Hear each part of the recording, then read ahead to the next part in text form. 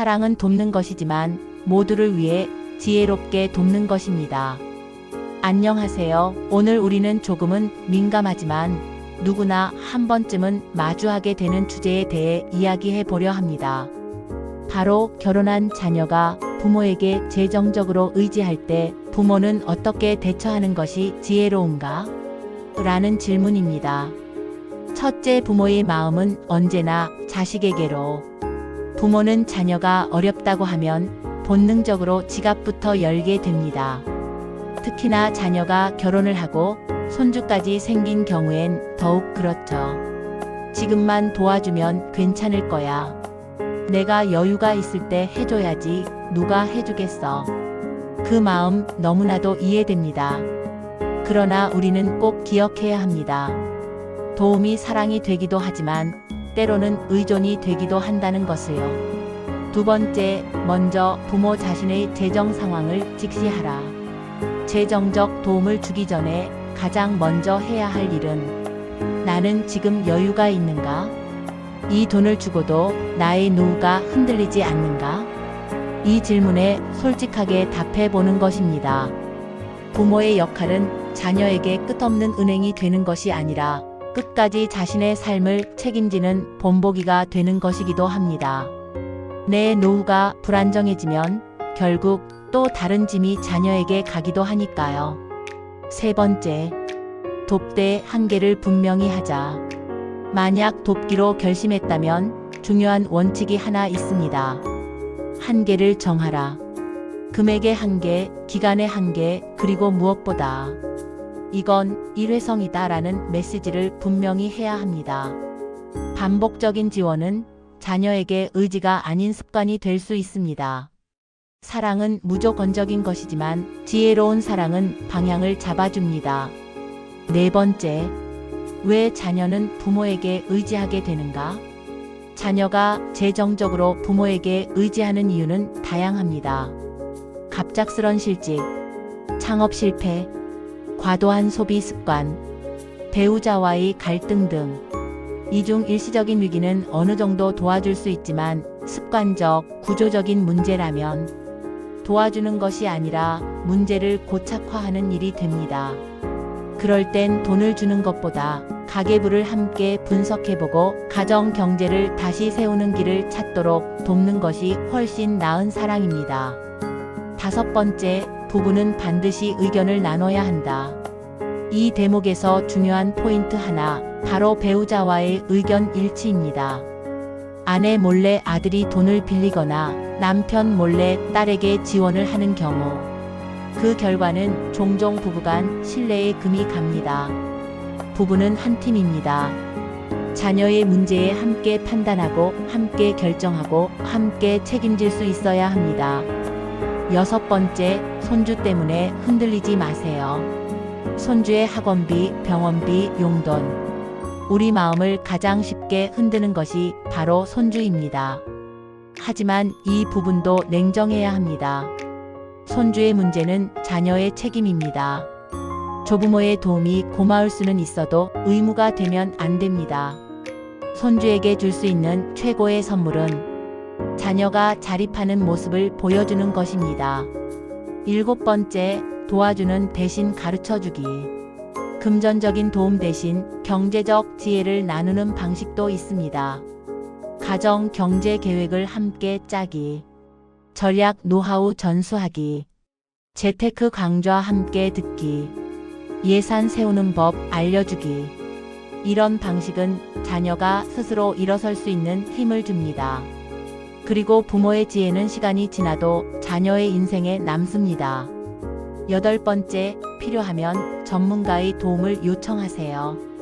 갈등이 깊어지거나 감정이 앞서기 시작하면 가족 상담이나 재정 전문가의 도움을 받는 것도 좋은 방법입니다. 외부의 객관적인 조언은 때로는 가족 안의 감정보다 훨씬 더 실질적인 해결을 가져올 수 있습니다. 자녀와의 관계도 회복하고 재정 문제도 건강하게 다룰 수 있게 도와줍니다. 다시 한번 시니어들이 기억하기 쉽도록 8가지 핵심을 요약하고 실제 사례를 들어보겠습니다. 1. 내 노후가 먼저다. 나의 재정 상태를 정확히 파악하라. 박 여사님은 72세입니다. 얼마 전 둘째 아들이 사업에 실패했다며 2천만 원을 빌려달라고 했습니다. 박 여사님은 퇴직금 일부와 모아둔 예금에서 돈을 꺼내주려다 문득 이런 생각이 들었습니다. 이 돈은 내가 요양원에 갈지도 모를 미래를 위해 남겨둔 건데.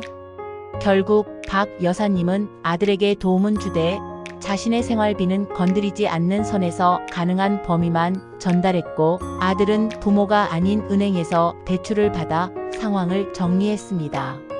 핵심 메시지.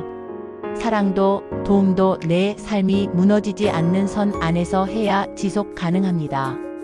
2. 도움을 주기 전에 감정보다 판단을 앞세워라. 이 씨 부부는 며느리가 둘째 아이를 임신한 상태에서 남편이 실직했다는 얘기를 듣고 가슴이 철렁했습니다. 무조건 돈을 보내려던 찰나 아들의 씀씀이가 여전히 넉넉하다는 걸 알고는 충격을 받았죠. 결국 이 씨 부부는 직접 아들과 며느리를 불러 가계 지출표를 함께 살펴보고 소비 습관을 점검하는 시간을 가졌습니다. 그 결과 불필요한 지출을 줄이고 일정 기간 동안만 부모가 일부 도와주는 합의를 하게 되었죠. 핵심 메시지. 감정은 진심이지만 현실은 숫자와 상황을 정확히 보는 눈이 필요합니다. 3. 돕는 것은 대신 책임지는 것과 다르다. 70대 김 선생님 부부는 큰딸이 신용카드 빚으로 고통받는 걸 보고 몇 번이고 빚을 갚아주었습니다. 하지만 몇 년 후 똑같은 일이 반복되자 이번엔 강하게 말했습니다. 이젠 우리가 갚아줄 수 없어. 대신 카드 회사에 연락하는 법, 분할 상환 방법을 함께 알아보자. 딸은 처음엔 섭섭해했지만 이후 재무 상담을 통해 신용 회복을 하고 나서는 부모님이 단호했기에 내가 진짜 살아났어요. 라고 고마워했습니다. 핵심 메시지. 진짜 도움은 자녀가 자기 삶을 회복하게 하는 것입니다. 4. 한계를 정하고 명확히 전달하라.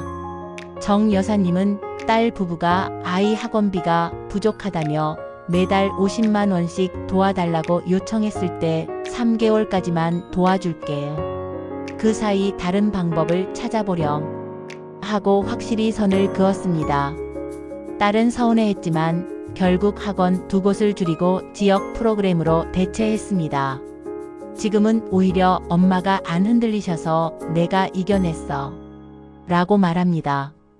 핵심 메시지.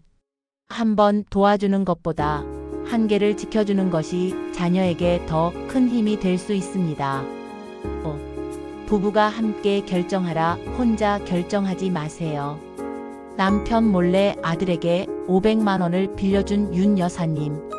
하지만 나중에 남편이 그 사실을 알고 나서 심각한 갈등이 생겼고 한동안 부부 사이가 소원해졌습니다. 이후에는 모든 자녀 문제에 대해 부부가 함께 논의하고 함께 결정하는 것으로 원칙을 세웠습니다. 지금은 같이 판단하니 후회도 줄고 마음도 편하다고 합니다. 핵심 메시지. 자녀를 위한 결정이라도 부부가 함께 책임질 수 있는 구조가 되어야 합니다. 6. 손주는 핑계가 아니라 미래입니다. 조 여사님은 손주의 피아노 학원비가 밀렸다는 딸의 말에 흔들렸지만 딸 부부가 휴대폰과 외식비에 과한 소비를 하는 걸 보고 그걸 먼저 줄이고 그래도 부족하면 이야기하자고 말했습니다. 그 말을 계기로 딸 부부는 소비 습관을 점검했고 지금은 스스로 학원비를 충당하며 조 여사님께 감사 인사를 자주 합니다. 핵심 메시지. 손주를 위한다면 자녀가 스스로 서게 하는 것이 가장 좋은 선물입니다. 7. 돈 대신 지혜를 나누는 방법을 고민하라. 정 선생님은 아들이 전세보증금을 모으지 못해 걱정하는 모습을 보고 바로 돈을 주는 대신 5년 안에 집을 사는 계획표를 함께 작성했습니다. 예산 짜는 법, 월세와 전세 비교, 대출 활용법 등 함께 공부하며 아들도 경제관념이 잡히고 정 선생님도 보람을 느꼈습니다. 핵심 메시지. 부모가 줄 수 있는 최고의 재산은 돈보다 지혜입니다. 8. 필요하면 전문가의 도움을 받아라. 자녀와의 금전 문제로 감정이 상해 말다툼을 반복하던 이 부부는 가족 상담센터를 찾아 상담을 받았습니다. 그곳에서 재정 전문가와 함께 현실적인 도움 방안을 찾고 감정도 조율할 수 있었죠. 모르는 사람에게 털어놓는 게 어색했지만 오히려 가족끼리 못하던 얘기를 나눌 수 있어서 참 좋았다는 후기를 남겼습니다. 핵심 메시지. 상담은 부끄러운 게 아니라 지혜로운 가족의 선택입니다. 결론적으로 지혜로운 사랑은 모두를 살립니다. 사랑하는 자녀가 어렵다고 손을 내밀 때 그 손을 잡아주는 것. 그건 부모로서 너무나도 당연한 마음입니다. 하지만 진정한 사랑은 그 손을 끌어당겨 나도 함께 빠지는 것이 아니라 그 손을 위로 밀어 올려주는 것입니다.